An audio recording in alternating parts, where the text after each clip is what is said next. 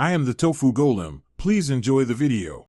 You begin by naming the two ideas to contrast and pick one clear contrast word. This sets intent. Start sentences that emphasize what matters most first, then follow with the contrast phrase to highlight the divergence. Once done, make sure to keep the weaker or less important point shorter so the stronger idea stands out.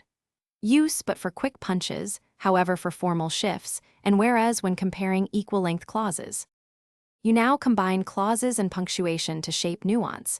Choose commas when the contrast is tight and semicolons when you need breathing room between ideas. When constructing multiple contrasts, vary structure. Use correlative pairs like not, but and on the one hand. On the other hand, to guide readers through complex logic.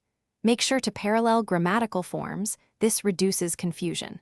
Once done, read aloud to check rhythm and clarity, adjusting contrast placement as needed. You complete by trimming any excess contrast words and ensuring each contrast serves a purpose. Ruthless editing improves impact. If a sentence feels crowded, split it into two so each contrast has space to register. Make sure to scan for tone shifts. Contrast words can sound confrontational if used too often.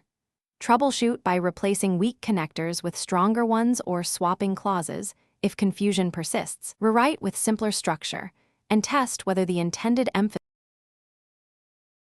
Thanks for watching. Consider subscribing if we helped you today.